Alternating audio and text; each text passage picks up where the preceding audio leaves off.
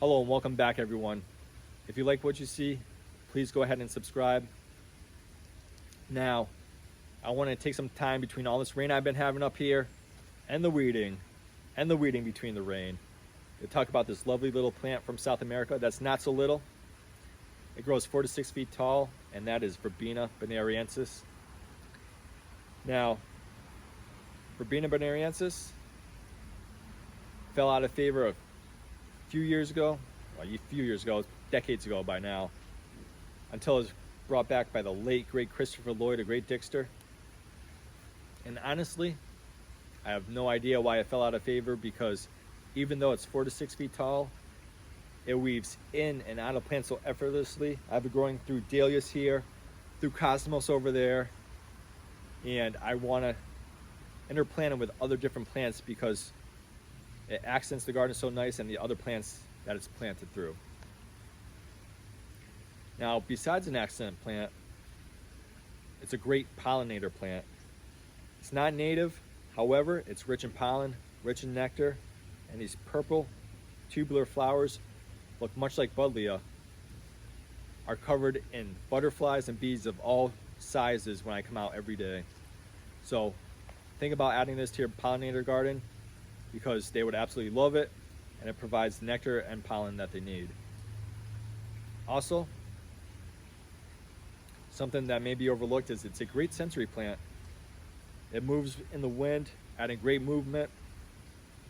Also, the stem, if you take your finger, it's square, not round like other plants.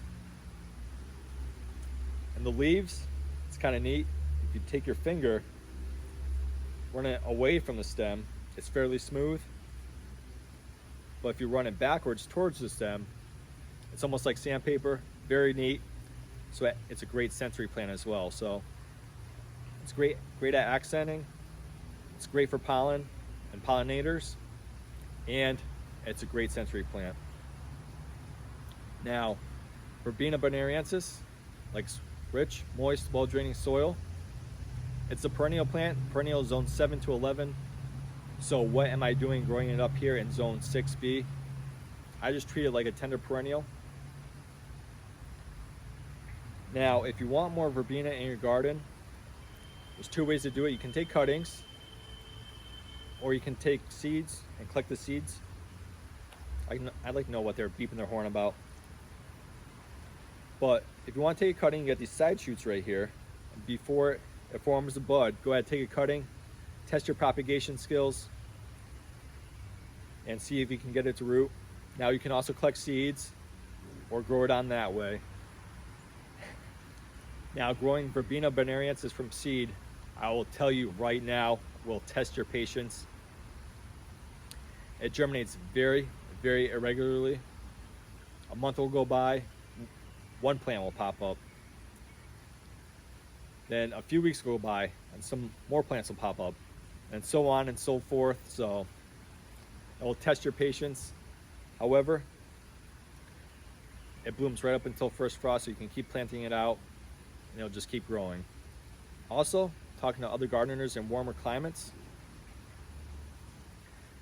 that take cuttings and grow from seed, I don't, because I'd have to overwinter the cuttings, is that the Verbena Bonariensis that grow from seed grows much quicker than the Verbena Bonariensis grown from cuttings. So keep that in mind.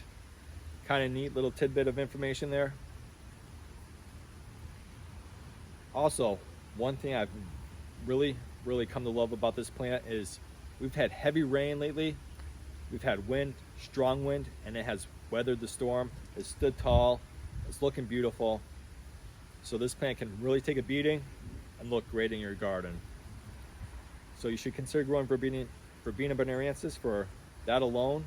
Not to mention, like I said, how much it accents the garden, how it helps pollinators, and the sensory effect. So until next time, everyone, bye-bye.